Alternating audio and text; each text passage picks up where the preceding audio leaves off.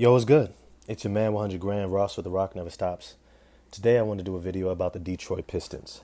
And is it time for them to go all in for the playoffs? Or are they still tanking and trying to get some more talent in there? If you like this video, smash the like button for me. Hit subscribe and the bell for notifications. Appreciate all the love and support. You know, something that I was considering recently was what the outlook for the Pistons was going to be for next season. And in order to kind of help me figure it out, I posed a question on Twitter. Point me to a game from last season that tells you what to expect from your team next season.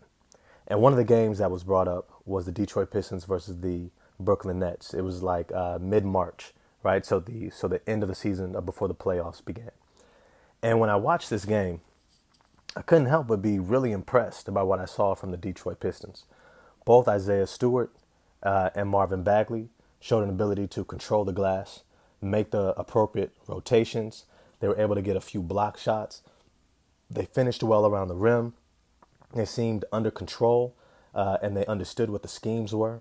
Both of them actually showed a very confident ability to knock down open threes on the perimeter, which looked really, really promising for a team that, I would say maybe 3 to 4 months ago had very little shooting, especially in the front court.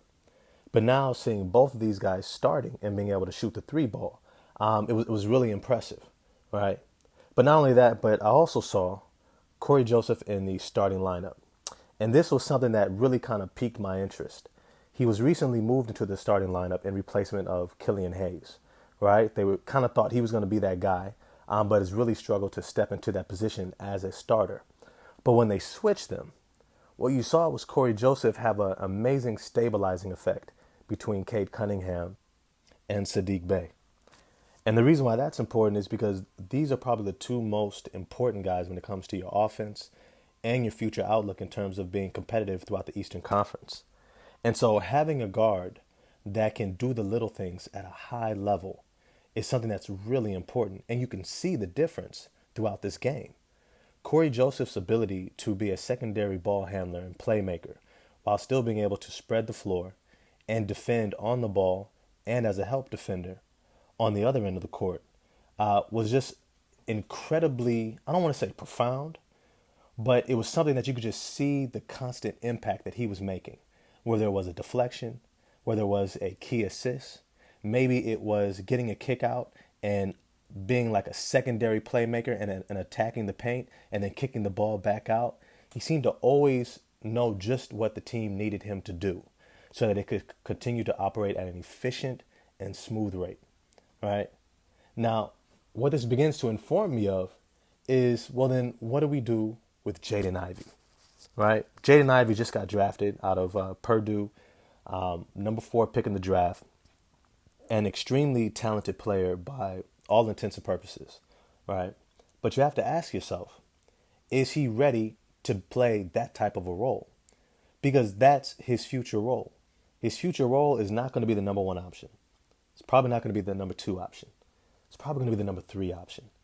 And it's a huge adjustment for a talented player who is so accustomed to being the primary option, dominating the ball, taking most of the shots, right? Being counted on to be in the clutch, right? It's really hard to make that adjustment to all of a sudden waiting to get the ball. And this is why I think it would be wise for Dwayne Casey to start next season with Jaden Ivey coming off the bench. And here's why. Because coming off the bench, he's able to play with Killian Hayes as a secondary ball handler, who's also a really good defender, high basketball IQ. But he can also play with Jalen Duren, who he played Summer League with. Now, this is important because you want continuity. And continuity is something that's oftentimes overlooked when it comes to team success. But really, it's usually at the core, right? The ability to trust your teammates, the ability to play together, to know the system, and really play for one another. This is something that can't be short-circuited. You can't just put this together in a training camp. This is something that takes time to build. And so you want to make sure that you're investing in it. Seeing Jaden Ivey and Jalen Duren get off to a bright start in this summer league together shows that they already have great chemistry. But also looking at the fact that you can have veteran players I wouldn't call Hamidou Diallo a veteran yet, but he's been around in the league for several seasons already. But you still have guys like Alec Burks and Kelly Olynyk coming off the bench as well. And these guys can be a great stabilizing force for this bench.